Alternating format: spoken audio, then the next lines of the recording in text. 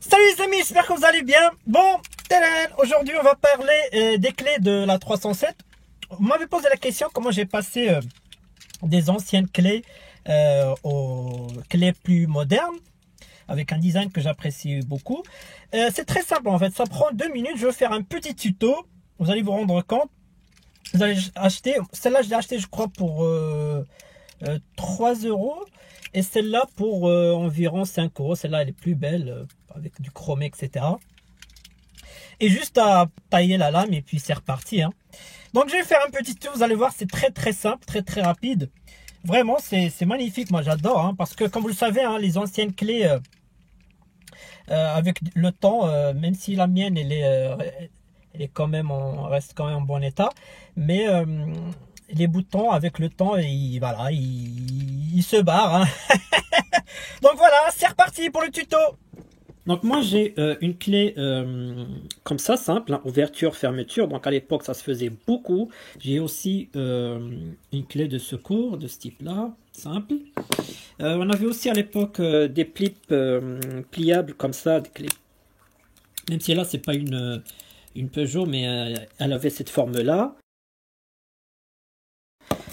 On avait aussi ensuite des pliables comme ça, nouvelle génération. Et ensuite on avait une autre génération de ce type là aussi. Donc voilà. Donc avant d'acheter votre clé, il faut savoir si vous avez comme moi soit 2 boutons. Il y en a aussi qui ont 3 boutons. C'est pour ça que moi j'ai choisi celle-ci parce qu'elle a 2 boutons. Mais vous pouvez trouver la même avec 3 boutons. Comme sur celle-ci où on a 3 boutons. Donc pour commencer, on va ouvrir la coque pour enlever le dispositif de la clé pour le mettre sur celle-ci. Donc on enlève la vis hein, avec une petite clé torse comme ça, hein, c'est simple. Ensuite on déclipse, très simple. Hop. Ensuite à l'intérieur, vous allez trouver le dispositif. Hein, vous l'enlevez doucement. Tac. Et surtout, ne l'oubliez pas, la puce anti-démarrage. Voilà.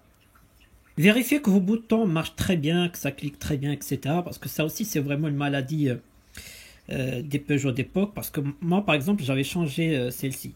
Comme quoi. Donc ensuite, on ouvre la nouvelle coque. Hein. Il y avait 3 vis, hein, le dernier ici. Donc une fois les 3 vis enlevées, on ouvre la coque doucement. Parce que, attention, le ressort va se déplier. Donc ensuite, on met le mécanisme. Hein. À son emplacement, tout a été bien pensé, bien prévu. Comme vous pouvez voir, il y a 2 trous ici pour les aligner directement là et bien fixer. Tac, c'est bon. On vérifie que ça clique bien. Ça marche très bien, super. Ensuite, on met la puce anti-démarrage à son emplacement prévu, hein, ici. Attention, petit conseil. Parce que il est un peu large d'emplacement, donc elle risque de tomber, de se déplacer au bas de la clé. Ça m'est arrivé une fois en fait. Il était impossible de démarrer. Hein. J'étais comme ça, je comprenais rien. Alors qu'en fait, c'était juste la puce qui s'est déplacée. Alors moi, ce que je peux vous conseiller, c'est mettre quelque chose pour caler en fait la puce pour qu'elle tombe pas. N'importe. Moi, j'ai pris un bout de scotch comme ça. Hein. Bon.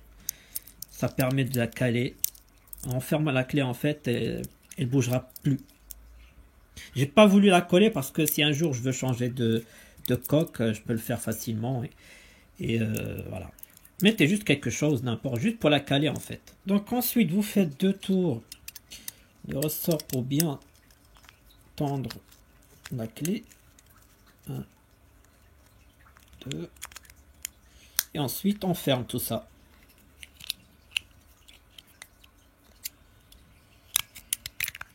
Voilà. Vérifie que ça marche très bien. Super. Donc ensuite, on serre les 3 vis. Ensuite, on met le logo qui va avec. Normalement, quand vous allez l'acheter, il sera autocollant. Tac. Ensuite, vous fermez l'ancienne clé. Vous la vissez. Ensuite, il n'y a plus qu'à les tailler. Donc la lame dans les cordonneries, hein, dans les grandes surfaces ou un serrurier ou dans les multiservices, là où ils font beaucoup de petites réparations. Par contre, attention, attention, vérifiez bien parce que ça c'est très important. Si vous achetez une lame, si votre clé d'origine a cette rayure là et que vous ne l'avez pas sur la clé que vous avez achetée sur internet, il ne le fera pas. Hein. Je vous le dis tout de suite, il faut vraiment que vous achetez la même qui a la bonne rayure. Comme ça, lui, il a juste à graver là. C'est tout. Donc vraiment, j'insiste hein, parce qu'il y a deux types qui sont sans rayure ou avec rayure. Vérifiez très bien parce que ça m'est arrivé une fois. Il n'a pas voulu me la faire. Pour eux, ça leur complique. Il faut qu'ils te vendent toute la lame. Par contre, si tu lui ramènes juste à faire une copie comme ça, il le fera sans problème. Mais il faut vraiment s'assurer que vous avez la bonne rayure ou pas. Donc une fois la lame taillée, il n'y a plus qu'à tester.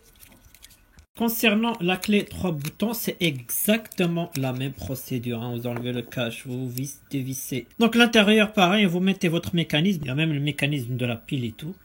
Vous serrez les 3 vis, vous fermez et ensuite allez graver la lame. Donc moi je l'utilise pas, hein. C'est vraiment je l'ai acheté pour le fun. Hein. J'ai gravé la lame et tout, ça me permet d'avoir une clé de secours, voilà, c'est tout. J'aime bien. Par contre, cherchez bien, hein. Il se peut que vous trouviez la même pour 2 boutons. Moi, ça fait quand même 3 ans que je l'ai acheté, donc je sais pas, j'ai pas regardé, mais ça se peut, ils ont refait des clés comme ça pour les 2 boutons, hein, c'est sûr. Hein. Donc, je viens de regarder, hein, ils le font bien pour les 2 boutons, pour ceux qui ont ce mécanisme comme ça. Mais encore une fois, attention à la lame, hein. Soit vous avez une lame comme ça, ou soit comme ça. Donc vraiment, faites attention. Regardez aussi bien votre mécanisme avant d'acheter. Moi, je vous ai montré le mien. Vous pouvez avoir comme ce mécanisme là, soit en 2 boutons, 3 boutons. Donc vraiment, regardez bien votre mécanisme et la lame avant de procéder à l'achat. Et cherchez parce qu'il y a vraiment beaucoup de modèles. Et moi, je garde bien celle-là, j'aime bien. Peut-être que je vais racheter un autre logo parce que celui-là, il a commencé à dater. Allez, c'est reparti. On va aller faire les tests maintenant. Il n'y a plus qu'à tester, hein.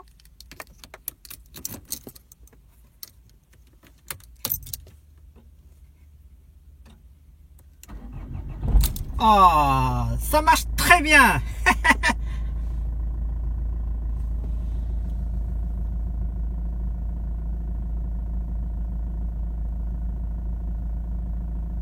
Donc là, on va tester, hein, c'est pour vous montrer que la puce est très importante. Lorsqu'elle n'est pas bien alignée, et ben ça démarre pas en fait. Voilà.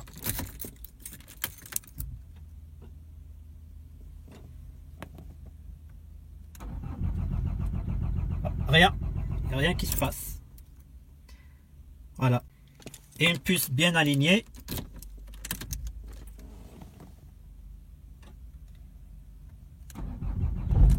Voilà, quart de tour. Voilà, le tuto est fini. J'espère que cette vidéo vous a plu. N'hésitez pas à me mettre un commentaire si vous voulez que j'éclaircisse autre chose. Et si la vidéo vous a plu, un petit like, ça fait toujours plaisir. Allez, à très bientôt pour des nouvelles vidéos, nouvelles aventures. Allez, salut!